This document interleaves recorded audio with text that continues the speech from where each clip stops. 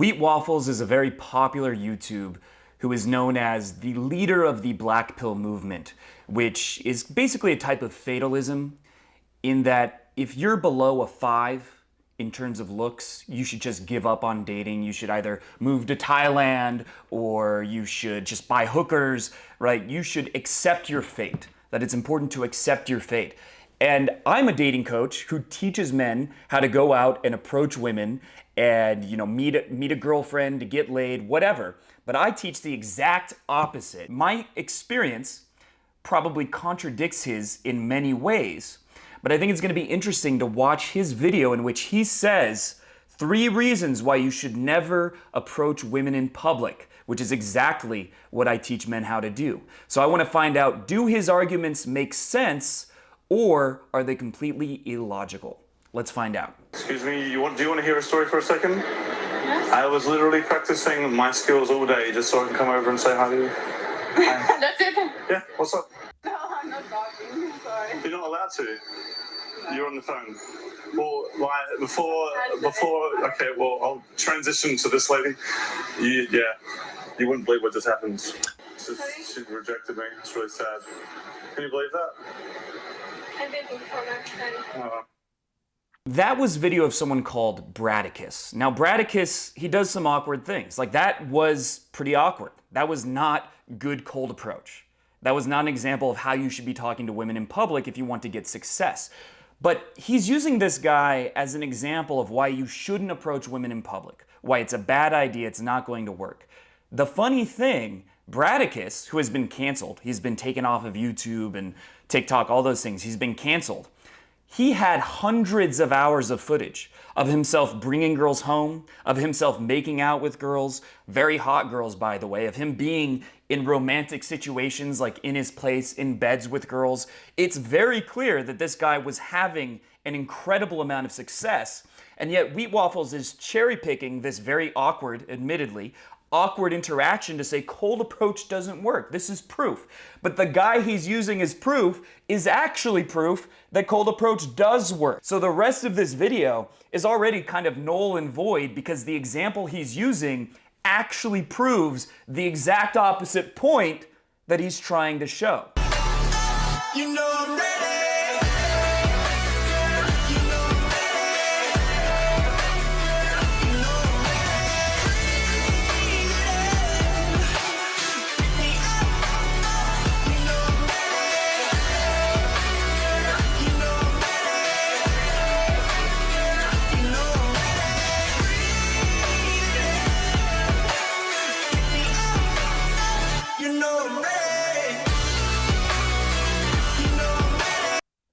Memorize this off by heart, guys. If you approach women as a sub 5 like either of these, they'll run away from you. If you're a normie, they'll tolerate your presence for maybe 5 minutes before giving you a soft rejection, like, sorry, I have a boyfriend. And if you're a Chad, they'll feel flattered you've approached them and they'll gladly give you their number.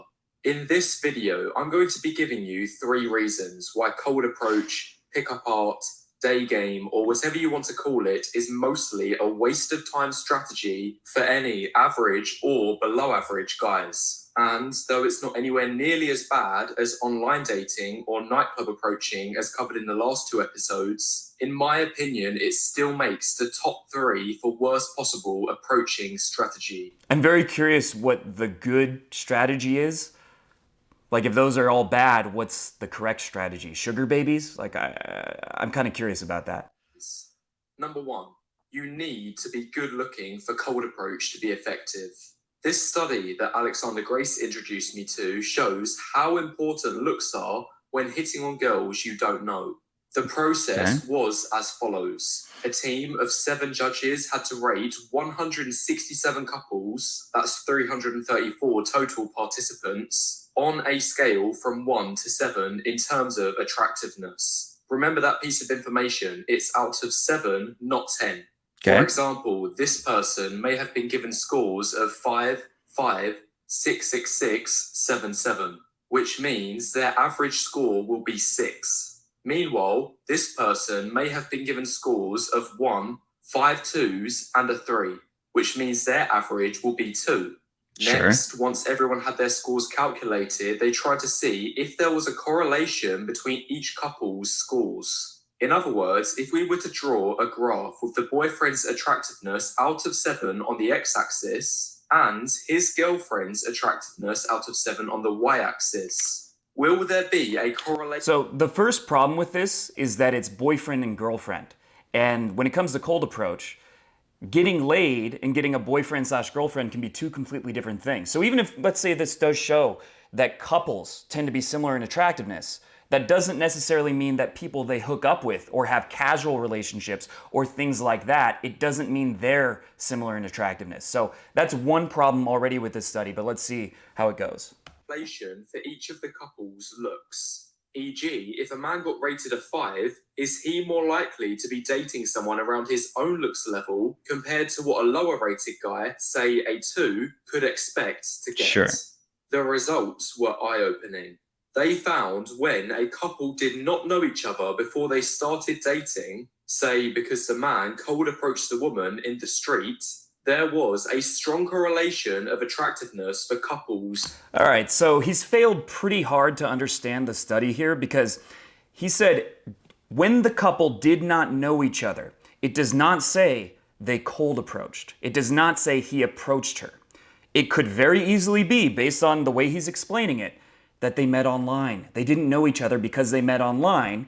And in online dating, looks are far more important because it's purely based on pictures. So this entire premise is kind of meaningless since it doesn't actually specify cold approach. That is not what they're researching. So the point he's making isn't even about the thing that the study's talking about. Formed this way. The correlation factor was 0.7, which when plotted on our graph would look something like this. A clear uptrend with only minor deviations from the line of best. Those deviations do not look minor if you look carefully at it. Like there's some pretty big differences there. And a 0.7 correlation is a strong correlation. It's nowhere near a perfect correlation, right? So it shows there is actually a good amount of variance between the attractiveness in couples. A 0.7 is not a 1.0. It's not even close. So saying, oh, a 0.7, it proves that looks are all that mattered because they have a high correlation. High correlation and perfect correlation are not the same thing. 0.7 means, yes, generally a better looking person is with a better looking person, but there's a lot of wiggle room between those two things. I don't know if this guy understands what correlation even means. It shows you're mostly tied to your looks match or dating within your league when you're trying to meet women you have not met before. Like online, not necessarily cold approach. In contrast, for couples that met through warm approach and were already friends before they started dating, these had far less of a correlation between their looks. The correlation factor was only 0.4, which is a little looks matched. However, there's still plenty of room for outlier couples to be formed where there's large disparities in looks between the man and woman. For example, so this could just be showing that when people meet online dating, they're more likely to be close on attractiveness. And when they meet not online, when they meet through their social circle, it's more. But it doesn't necessarily even compare to cold approach. And even if it does, this is just one study. One study cannot prove something in psychology. Second, it's a correlational study, which does not establish causation. So when two things are related, they're not necessarily because of each other. It could be the opposite direction. It could be some third factor that is completely unrelated that's causing this difference. So, for example, one thing that's been proven is that there are more murders when ice cream sales go up. Ice cream sales cause murders, right? There's a correlation. They must cause each other. No, the reason is that ice cream sales go up in the summer. There are more murders in the summer. So it has nothing to do with the ice cream sales, it has to do with the summer itself. But the point is, correlation doesn't prove anything.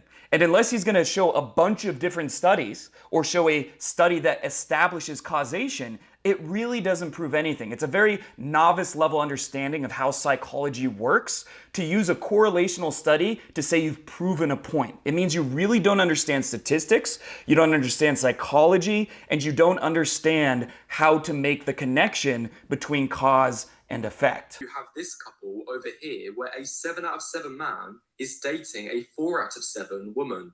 Then, all the way over here, you have... So these are all the data points. If this is all the data points, what is the sample size? 1, 2, 3, 6, 10, it's about 20, 25. A sample size of 25, you're using 25 couples to prove a point. That is a very, very weak sample. That doesn't prove anything. It's way too small. So even if it wasn't a correlational study, which it is, even if it wasn't a 0.7, which is not that strong of a correlation, it is also a tiny sample size. The problem with scientific authority is you can read a journalist talking about a study and saying it proves this and this.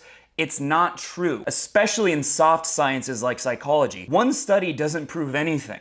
One study doesn't come close to proving something true or false, and a lot of the studies are not even very well designed. So just because it's science doesn't mean it's proving something. That's something that's very, very important to understand. 2 out of 7 man dating a 5 out of 7 woman.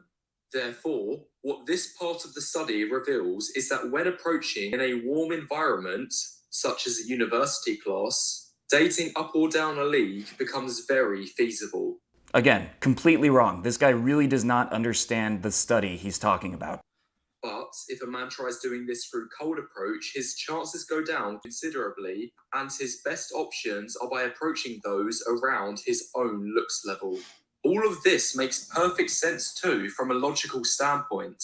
Going back to warm approach, a man like this may have been able to get this relationship with a woman way above his looks level because he's had more time to show all of his other merits going for him beyond just his looks. He may have a great social circle, social status, a few common interests with the girl, or just all round good in depth. You can show all of those things in a cold approach, right? You can invite a girl to a social circle event that you're throwing. I used to invite girls to meditation classes that I taught. I used to invite them to volleyball games that we threw, parties, things like that. So you can show you have social circle. You can show you have status, personality, all of those things in a cold approach. He's creating a false dichotomy that doesn't make any sense. Conversations. All of these things will boost his chances, which may allow him to date up a couple points. In contrast, when looking at cold approach, there's only 2 variables of SMV that will determine a man's success. 1, looks, which is comprised primarily of face, body, and height, and 2, your game/social skills. I'd say around 70% of it is your looks, and the remaining 30% is your game. All right, anyone can make up statistics. That's cool. Anyway, that's the first point. So if you've enjoyed the first couple minutes of the video, now is a good time to press the like button and leave any thoughts you have in the comments. Definitely below. press the like button. This guy is doing a service to society by showing the truth. He understands what he's talking about on a very deep level, and he's definitely not an ideologue that has been poisoned by reading too many forum posts and not understanding how scientific research even works. YouTube algorithm. Reason number 2, and this is somewhat related to the first point. After online dating, cold approach has the lowest rate of return.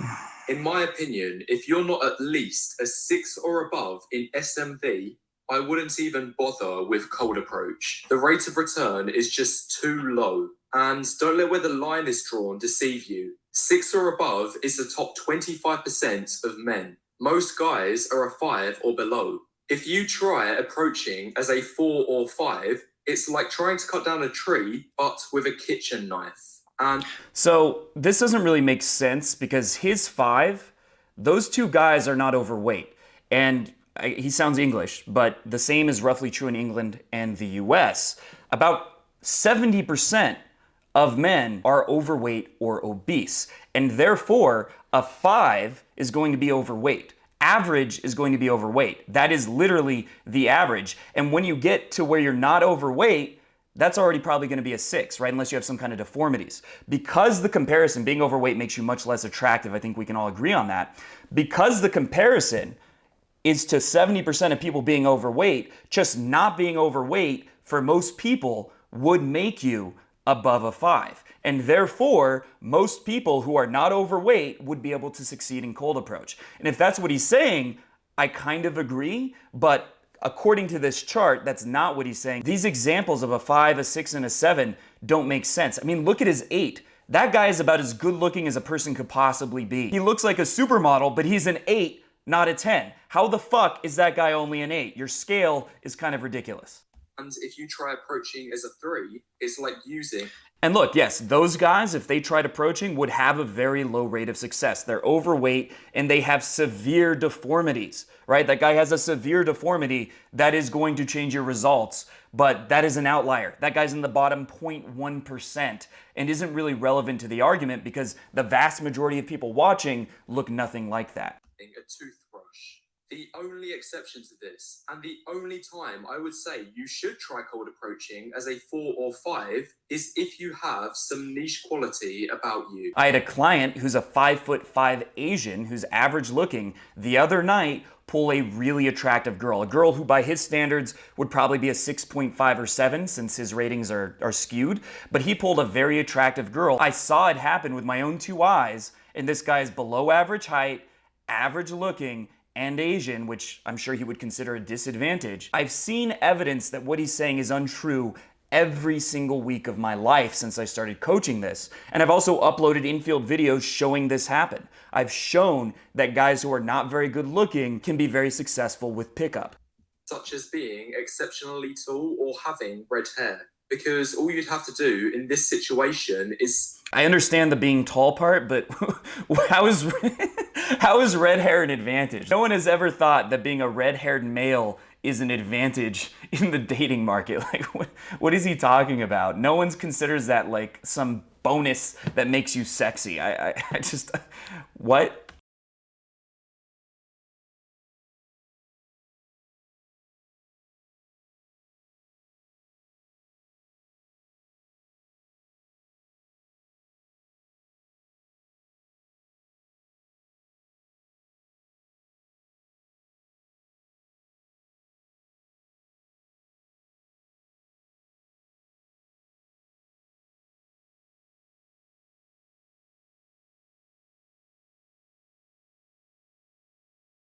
Spam approach until a woman finds your niche quality attractive and gives you the Chad treatment. I myself fall into this category as I have red hair and I've also been told I'm around a 5 in looks. And based on my experience cold approaching, 2 of the girls I was successful with had a dating history of exclusively dating other men with red hair. Anyway, it's a very small sample size. Again, that doesn't necessarily prove what you're saying. That the only way is if you're some niche that the girl has a fetish for. Maybe your approaches are terrible because you have a horribly negative mindset about women. I mean, listen to these videos. And maybe there was one girl that tolerated you because she had some kind of fetish, but if your game was decent, if you were actually normal and confident and positive, you would have had many more successes with girls that don't have that bias. So again, you're drawing conclusions from evidence that is very weak. Getting back to the point about cold approaches, low rate of return. It's often said that as a man on online dating, you're just another guy in her inbox among hundreds of others. Well, kind of true. A similar thing is to be said about cold approach, but just to a lesser degree. No. You're likely just one of dozens of others who's... Where does he come up with this information, right? He's just making things up. He's just making shit up that sounds good to fit his narrative. It's very easy to agree with him because he's not saying anything that's obviously untrue, but if you start peeking behind the layers, if you start looking at the details of what he's saying, it makes no sense and his evidence is extremely, extremely weak. I know for a fact that women rarely get approached in the day because many of the girls I approach have said, I wish more guys would do this. And I've even asked some girls like, when's the last time a guy approached you like this on the street? And one girl said it's been over 6 months, a very attractive girl. This does not happen often unless you count catcalling, but men do not often approach women in the street. How often do you see it going about your day when someone approaches a girl in front of you? It's very, very rare. In nightclubs, it's common. In nightclubs, there's competition, but in the day, he's just making shit up at this point. Approached her in the previous months. Now, obviously, to be one of dozens is a lot better than being one of hundreds, but it's still not that much better. Cold approaching a woman is... Well, it would be 10 times better, right? So... in essence, a sales pitch of yourself. There is some validity to what he's saying there. Have 5 minutes to show why you're deserving of a woman's time to see her again. However, the problem is it's way too easy for a woman to forget about you once you're gone. because she knows it's only a matter of time until another guy shoots his shot. Now, if she knew that you were going to be the last person on earth to ever approach her, it might be a different story, and she may give the thought of seeing you again a little more consideration. But unfortunately, this is not the deal with cold approach. Most attractive women know that there will always be more men to approach them in future, which therefore makes it an easy decision for the woman to forget about you as soon as the interaction is over. This explains why the flake rate is... No, women very rarely get approached, which makes it much more memorable when that happens. So if your impression was good, she's probably not going to get approached like that unless she's a waitress or something. You know, unless she's a waitress or she has a job where men hit on her, or she has a job where men are going to hit on her a lot. It's not going to happen again for weeks, and she's definitely going to remember it. And if you made a good impression, there's a very high chance that she's going to want to see you again.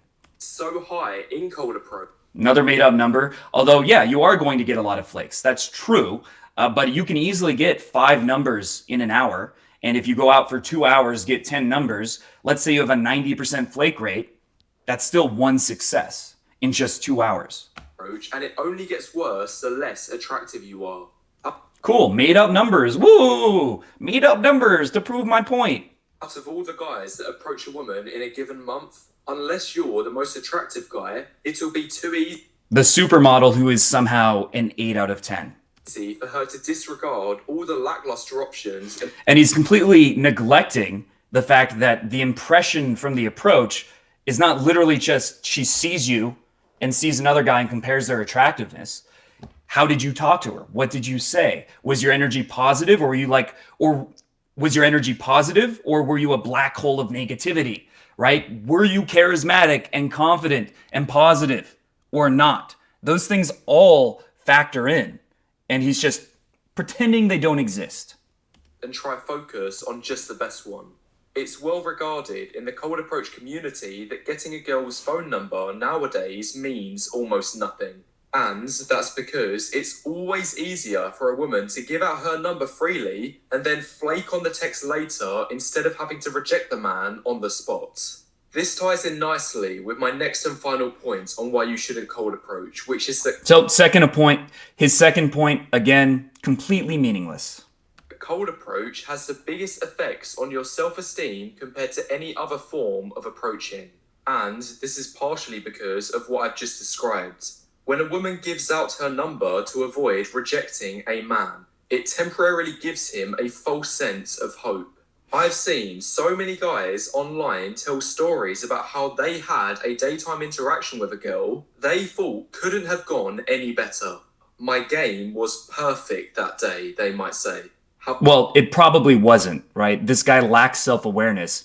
If he's saying his game was perfect, I've seen guys say things like that, and then I see their interactions in person, and they're not nearly perfect. They're just on a high, and they're being a little bit delusional. And if they're more honest with themselves and think, you know, maybe I could have done this better, or maybe she just had a boyfriend, I'm going to get flakes, right? It's going to happen. So if you're expecting that every number you get that felt like a good interaction is going to lead to a date, then you are going to be disappointed and you're going to get a little bit deflated from time to time. That is true, but you shouldn't come in with that expectation. You should expect that you're going to get a lot of flakes. There's going to be randomness that you just can't control. Maybe the girl had a boyfriend. Maybe the girl had a boyfriend. Maybe she was on her period. Maybe she was in a bad mood, whatever. Maybe for whatever reason, she did not want to see you again. That's going to happen. But as long as you expect that, why would it have a negative impact on your self-esteem when you're getting girls respond to you positively, you're having fun conversations, you're putting yourself out there by getting outside of your comfort zone and taking a risk, and then if you get 10 numbers, one of them is going to show up for a date, and that is what's going to affect your self-esteem because you're going to realize, I am capable of having success. However, when things progress to text, for whatever reason, the woman's interest suddenly drops off a cliff. This happens in cold approach more than in any other environments. In online interactions, if a woman's not interested, all she has to do is leave you on red or block you. I would say online dating is much worse for men's is much worse for men's self-esteem than cold approach, because most guys, they put on average pictures and then they're competing with all these guys who have really good pictures. They get no matches, and then they think, well, I guess I'm just not desirable. I guess I'm just not attractive. I'm not good enough. I didn't get any matches. And then they give up on themselves. That happens very often from online dating. And you get tons of flakes. You get tons of girls not replying because girls get hundreds of messages on dating apps. They don't get approached by hundreds of guys. It's a very, very small fraction. So your chances of success with any individual girl are much higher. And yeah, you're going to get flaked in both sometimes, but online is worse in pretty much every single way.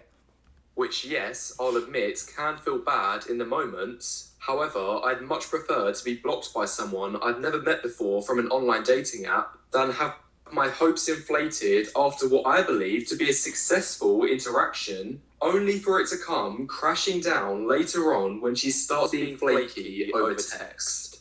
As for warm approach, the quantity of rejections is already low. The quantity of successes is also extremely low. So you have to keep that in mind. Yeah, if you're doing warm approach, which means like a girl in your class and your work, you're not going to get rejected very often because you're never asking girls out. Maybe once every 6 months. The average guy who does warm approach, who exclusively meets girls from warm approach, gets a date once every 6 months to a year. So he's not getting rejected, but he's not getting any successes either. You're not going to be spamming repetitions like you would in cold approach. One rejection is already a lot better than 50. But furthermore, if you warm approach the correct way, you can minimize the risk of rejection. You know, I think the reason that this guy's message resonates with so many people is because there are a lot of men who feel hopeless about dating. There are a lot of men who have not gone on a date, who have not gotten laid in the last year. Between the ages of 18 and 30 in America, I think it's 38% of men have not had sex in the last year. Think about that. There are a lot of men who are struggling, but they're not approaching a lot of women. They're using dating apps, but they got shitty pictures, and so they don't get any matches. And then they hear, it's not your fault. You're just a sub 5. It's not your fault. If you did approach, you would fail anyway. So don't worry about it, little guy. It's all right. It's not your fault. You don't have to take responsibility. You don't have to feel bad because you're just a victim of genetics. It's not your fault. Okay. And that is so easy to agree with. That appeases the ego. That appeases your ego and makes you feel good. Someone like me, I'm going to say, you know what? You've kind of been a bitch. You haven't gone out. You haven't been working on yourself. You're playing video games 12 hours a day. You're not talking to any. You're not socializing. You're not socializing except online on Reddit and shit like that. You're not asking women out. If you asked 100 women out in the next week, you would get a date. Just give up video games for a week, replace those video games with going out, you're going to get a date eventually. But that does not appease the ego because it means it's your fault. It means you should have done better. It means you have to work. You have to challenge yourself. And that message will almost always get drowned out compared to the message that it's not your fault. It's the system. That resonates on a very deep level. That resonates on a very deep level, but it's important to understand the arguments being made. It's important to really think critically about the logic of what you're hearing. And just because someone has a lot of followers, they speak with confidence, their arguments seem to make sense, it doesn't mean what they're saying is true. Really think about their arguments. Are they logical? Do they understand the scientific studies they're using to prove their points? Is there a chance that they're emotionally biased? You really need to think through these things, or you'll end up being a sheep herded by someone that's running you off a cliff. You'll end up a sheep herded by someone who is running you off a cliff. That is the majority of Americans. There's a reason 70% of Americans are overweight. Because the standard line of thinking is that it's acceptable to drink a lot. It's acceptable to eat fast food. It's very hard to lose weight. That thinking spreads and becomes normalized. And the same thing is happening here with the black pill. And I want to be very clear. I think a lot of people who watch black pill content, they shouldn't be approaching women right away. They should be focusing on improving their life in general. Because people who resonate with this content probably don't have much of a social life at all. They're probably not working out, and they're probably not in good shape. They probably could work on their career and improve that area of their life. They probably have negative mindsets about women that need to be let go of by getting out of their house more, experiencing life in a way that is positive, and you're not just by yourself overthinking in this reactive state, but you're expressing yourself by picking up new hobbies, socializing, working on a side hustle, whatever it is. That is going to be the first step most people who watch the black pill should take. And then as your self-esteem increases, then you'll reach a point where it'll make sense to start doing a lot of approaches. But the idea that a sub 5 can't succeed, first of all, his definition of a 5 is objectively wrong, because most people are overweight, and his 5s are better looking than most overweight people. So just not being overweight already puts you above a 5. And if that's his standard, that hey, if you're not overweight, you're probably good looking enough, then that's something I can agree with to an extent. Although I've seen overweight guys have success, there is a threshold where it's going to be very difficult. But that threshold is not 50% or 75% of men. That's what he's saying. You have to be a 6, and only 25% of men are 6s. That's ridiculous. That is absurd. I've seen so many guys who take my programs who are below a 5, who are a 4 or a 5 or whatever. They're not a 6, have success, and sleep with attractive girls. And his points resonate because they give you an excuse to feel comfortable, to feel like it's not your fault, and to have a good reason not to get out of your comfort zone, to have a good reason to not change in a positive way. And there's a deep part of our brain that wants to avoid anything that makes us uncomfortable. And that's why his message is so powerful for a lot of men, but it's doing the opposite of helping. It's making people feel like more of a victim, making them feel like they are hopeless. I believe stuff like this probably drives men to suicide. I genuinely believe that. And that's why I think it's very important for people to really question these messages and to look at alternatives, as opposed to just agreeing with something that is emotionally easy to agree to. And if Wheat Waffles doesn't like this video, because I'm sure he's not going to enjoy watching this, then I would challenge him to come fly out. I will pay for his tickets, and to observe my sub 5 short Asian friend approaching women. I'd like him to observe him approaching women, observe me approaching women, and watch him have incredible success.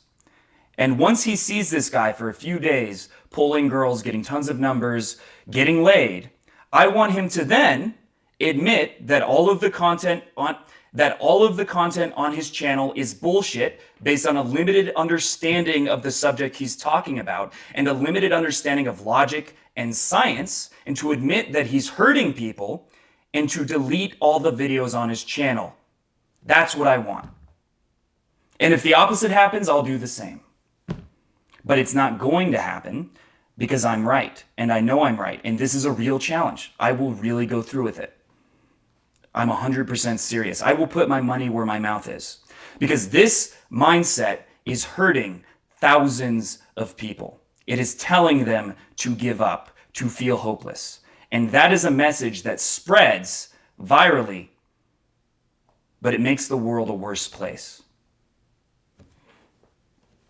If you enjoyed this video, make sure to subscribe to my channel and hit the bell button, because if you don't hit the bell button, you won't be notified when I release a new video.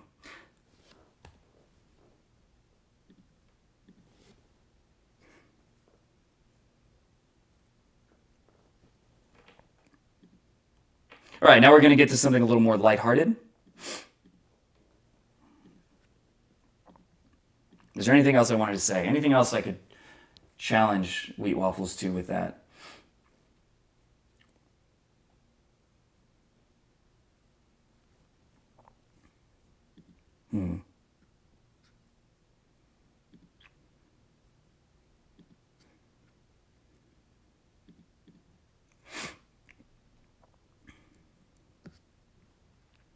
Oh, I have something.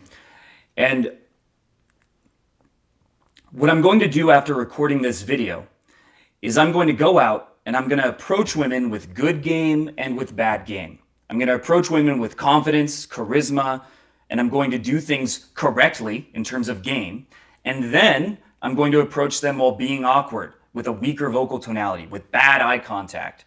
And we'll see, is there a difference between the results I get with good game versus bad game, and how significant is that difference? Because the difference between you and me, Wheat Waffles, is my evidence isn't just based on a very limited understanding of psychology. It's based on personal experience and science.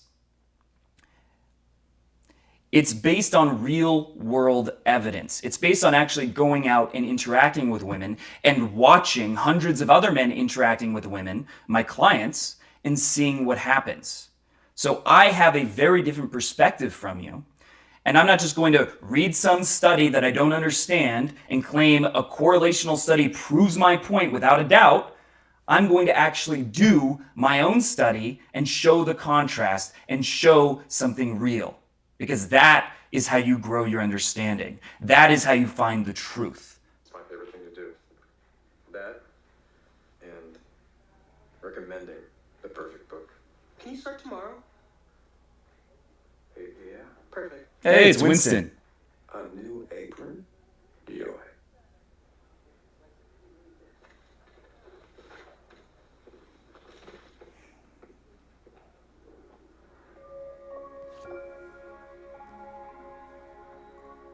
Hello. You? No. Fuck, no, I'm not doing that. I'm not gonna try to figure out who you are, why you look so concerned about the state of that heirloom tomato.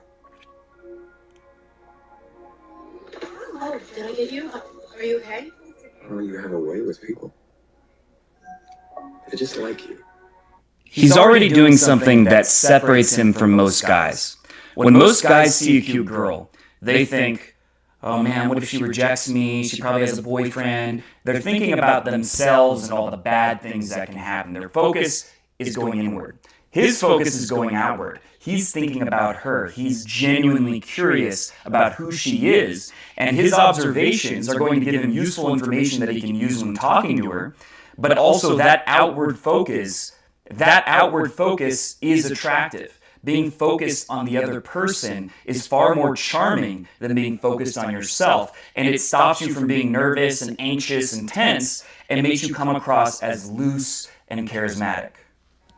Your shirt is faded but fresh. You like to take care of things. Your shoes are clean but worn. You walk in a town where nobody walks. I won't say, well, I accidentally bumped into you. You'll never even know I was here. Excuse me? Do you think this beach looks like a butt? There is no wrong answer. Okay, that would probably never happen. A girl saying that. It's very, very unlikely that a girl will open a conversation with a stranger by saying, does this peach look like a butt? So that's very Hollywood, it's very convenient, and it's making things easy for him. And in general, Hollywood kind of perpetuates this notion that romance is just going to happen, right? You're going to get lucky. But you actually but as a man, you're generally going to have to be much more proactive. You're going to have to make the first move and take that risk of getting rejected by approaching her. Now, that as an opener, if you used it, right? If you were the one holding the peach and you said, does this peach look like a butt? It would be interesting. Now, I haven't used it, so I can't say for sure.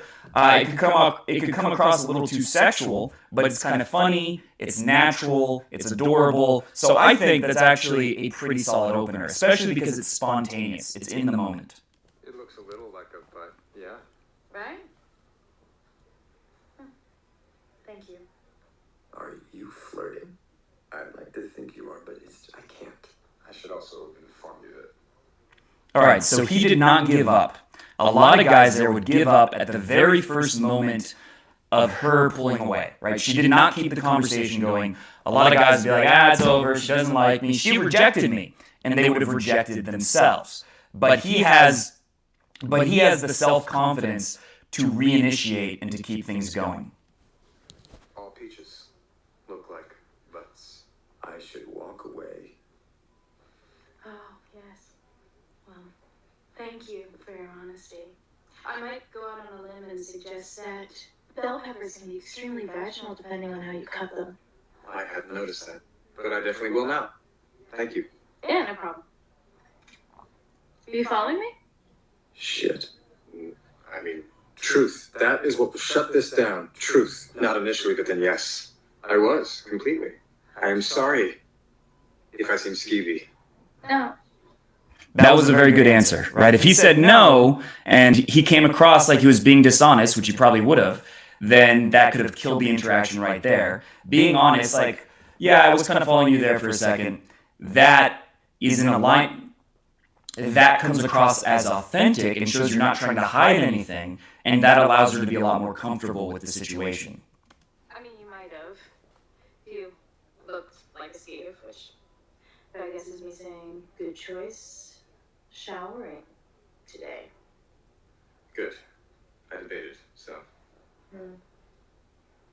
That was a witty comeback. He's being playful. He's not taking things seriously. And whenever you're self-deprecating, saying things like, oh, well, I debated it, it shows that you don't take yourself seriously. It shows that you're able to have fun, let loose, and things don't need to be, and you don't need to create this James Bond self-image of a cool guy. And when you can let loose, then the girl can let loose as well. Oh. You work here? The apron. Oh, yeah. Well, I just started in the cafe. Me too. I manage the kitchen. I do most of the buying for the store. I was just shopping for my dinner. Anyway, sorry, Love. It's my name, I mean. No, cool. It's nice to meet you, Love. No way. He does a very good job at speaking with pauses. He doesn't just he doesn't rush the words out, which is what a lot of guys do when they're nervous talking to a girl. Oh, hey, how's it going? You're really pretty. Hey, how's it going? You're really pretty. Those pauses create emphasis. They create tension, and they make everything you say far more intriguing. Yeah. I'll see you in the break room then. Well. Normally, in this kind of situation, I would say you should ask for her number and try to set up a date. But because they work together, he's going to keep seeing her. And actually asking for her number would make things worse. It would put on too much pressure. So it made a lot of sense to let her go there. No, not biting. I'm not that guy anymore, and I don't.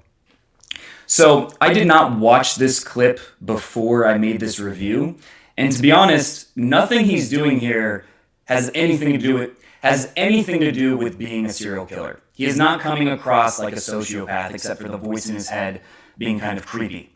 But other than that, this was a pretty normal situation. Other than that, his approach was pretty normal, but it shows how powerful it is, and most of it is pretty accurate to what would happen in real life. The only thing that you have to keep in mind is that it would be very rare for a girl to approach you like that, and you would have to make the first move.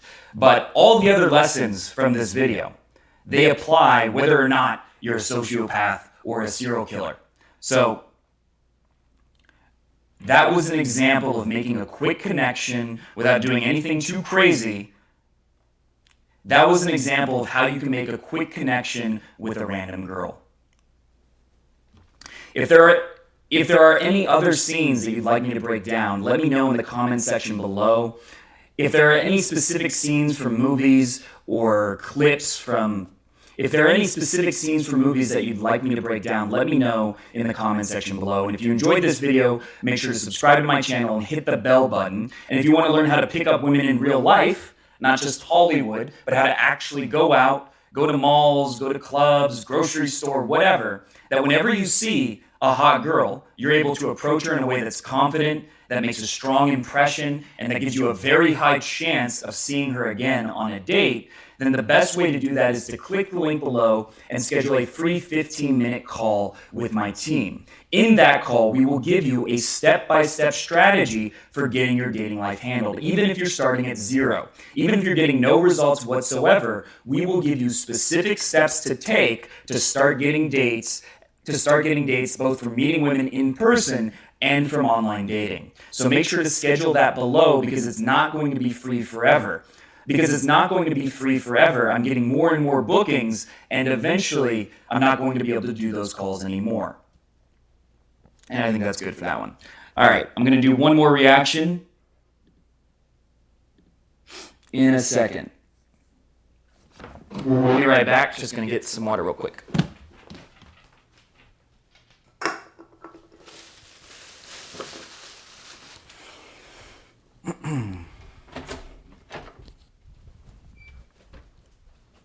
You win? Yeah? Sounds convincing.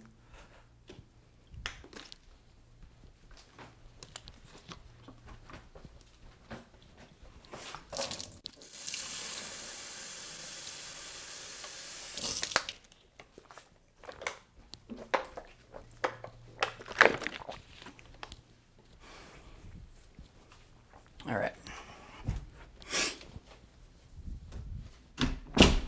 All right. What's up? Yeah, generally true. I mean, girls do care about looks. You know, there's no denying that. But if you have average game and average looks, it's going to be difficult, right? You're going to get a lot of rejections. But if you have average looks and amazing game, then the game will basically make up for the disadvantage from the looks. That doesn't mean you shouldn't improve your appearance. I mean, it's good for your health anyway. It's good for your self-esteem, etc. So you might as well do that. Like, why not? That's why I'm doing a 30-day fitness challenge right now. But, like, looks, it's hopeless if you're a sub-5, if you're not a Chad. Shut the fuck up. You're a dumbass. Like, get out of the fucking house. I believe the phrase people are using is touch grass. I think that if that means what I think it means, which is like go out, leave your house, then it's very true. Yes, the first one was fun, so we'll probably be doing more of those. I'm actually going to be inviting girls to join the E-Dates on the next podcast. I'm going to be doing that. Girls I approach in the club, I'm going to bring it up. So that should be cool. I think it's a good way to grow the channel. It's interesting content. It's not entirely what game is, right? Like E-Dates and real game are a little bit different, but there's still a lot you can learn because it's close enough, right? It's still guys trying to run game.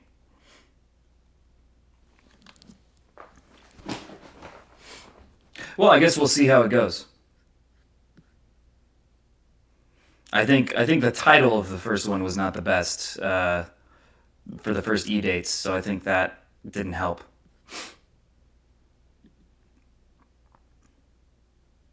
I think that's Alex's one area where he's not the strongest is titles.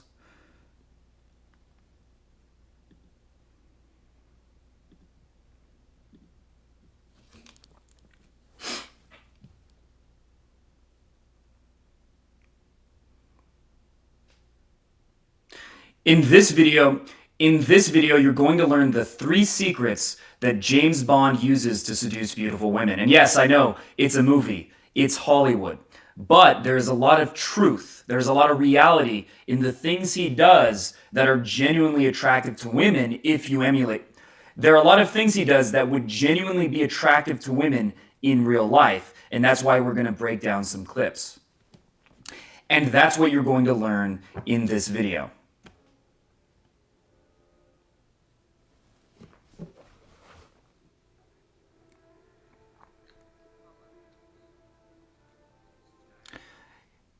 To set up the context, James Bond noticed that this villainous looking guy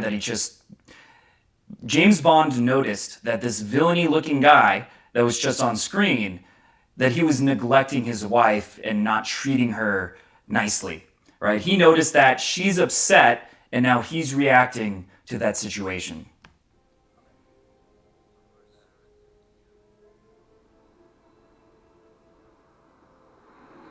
He won her car. He won the other guy's car in the poker match. So that explains what's about to happen.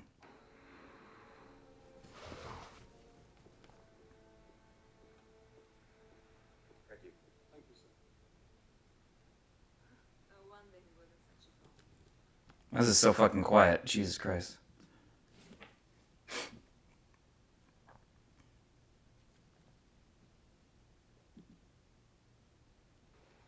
No wonder he was in such a foul mood. My mistake. Can I give you a lift home? That would really send him over the edge. I'm afraid I'm not that cruel. Well, perhaps you just out of practice. Afraid I'm not that cruel. Look at the way he's looking at her. First of all, he's holding extremely strong and comfortable eye contact. It's not tense at all, but his intent is very clear. He's looking at her like, I want you. He's looking at her in a very seductive way, and the amount of confidence in his eye contact is getting him a long way. And the amount of confidence in his eye contact makes everything else he does much more powerful.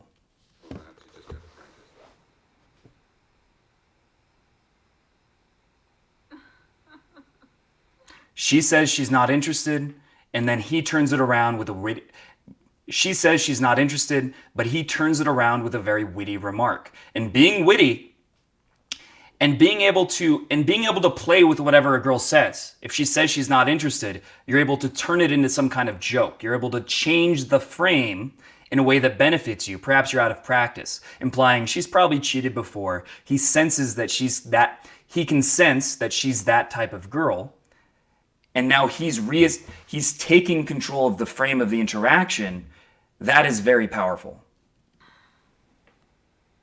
Perhaps. What about a drink at my place? Your place. Is it close? Very.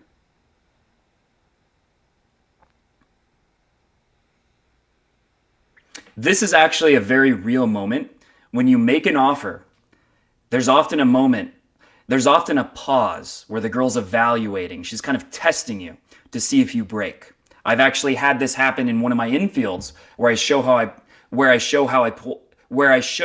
pulled a girl home, and there's a long pause between the moment I say we should go back to my room and when she says yes. Now, if I filled that pause, like try to rationalize it or give more of a reason, that breaks the tension, and then you've lost the frame battle. Basically, you've implied that you're not worthy. So you have to hold the pause whenever you're doing something like this.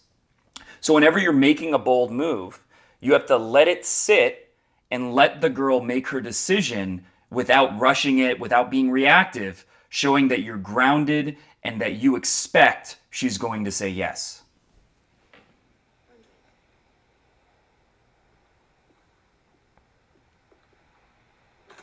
So there were some conveniences that James Bond was allotted, right? She was already mad at her husband and he had access to her car. That makes things a lot easier. But everything else about this scene is 100% believable. This could 100% work.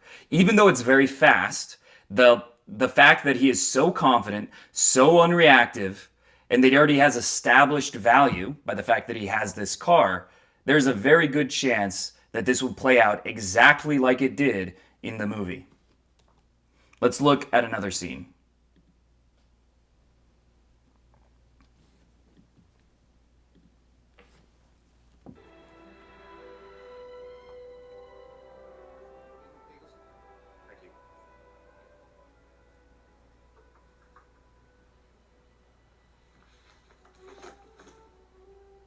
I'm the money.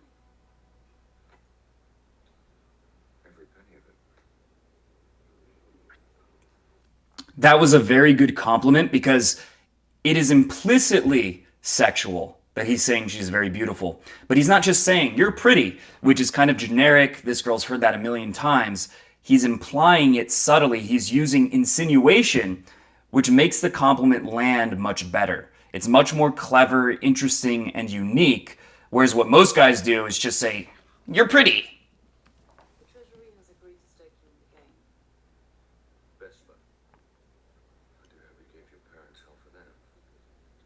Thank you. Your boss must be well connected. I've never seen so much for out the door so quickly. Quite so stylishly. May I ask you where it is? 10 million was wired to your account in Montenegro, with a contingency for 5 more if I deem it a prudent investment. I suppose you've given some thought to the notion that if you lose, our government will have directly financed terrorism. What looks good?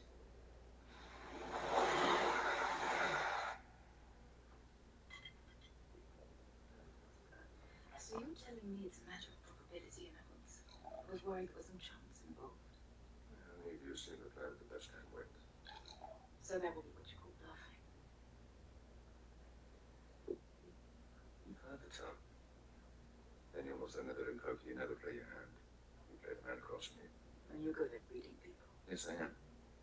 Which is why I've been able to detect an undercurrent of sarcasm in your voice. And there are short arm his mood hands.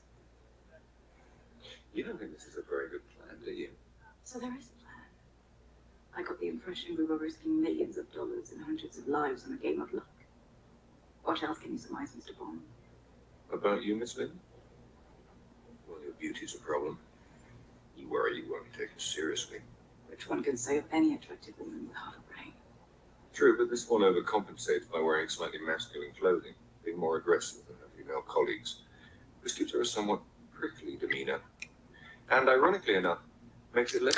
So this is a very difficult technique to replicate, being able to read someone like this, but it's something that I've done a number of times in my interaction. I've had actually similar conversations to this, and it does work if you can pull it off, right? If you have the verbal acuity, the people reading skills, which that really comes from interacting with a lot of women. You just get a better sense. I often can tell where a girl is from, like what city, just based on intuition, because I've met so many women. I can tell what job they have just by intuition, whether they're religious, things like that. You get a better and better sense, and at a certain point, it can almost seem like you're psychic. Now, this isn't something that you can replicate, but it is a genuinely powerful technique if you can do it.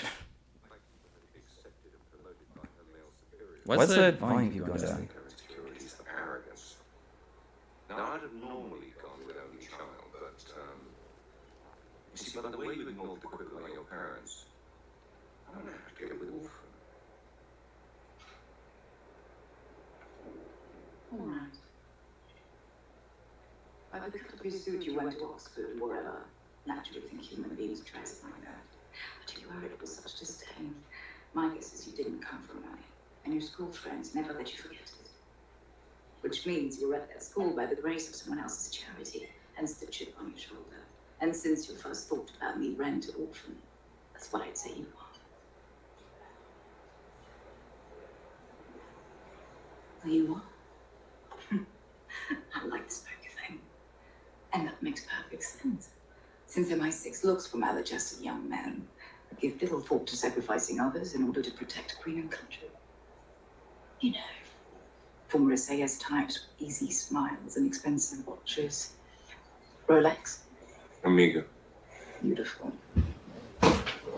Now, having just met you, I wouldn't go as far as calling you a cold-hearted bastard. Of course not. But it wouldn't be a stretch to imagine.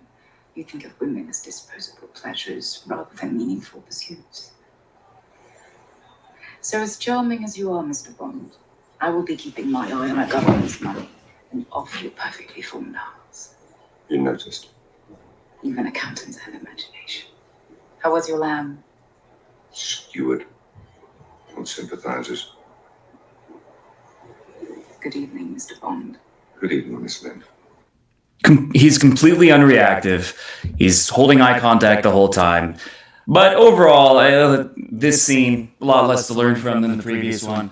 Less realistic, more Hollywood. So the first scene definitely had a lot more educational value. Just putting that out there. But damn, Eva Green was hot. Whew. I can't say that, so I didn't mind watching for that reason. But anyway, if you enjoyed this video, make sure to subscribe to my channel and hit the bell button, because if you don't hit the bell button, you will not be notified when I release a new video.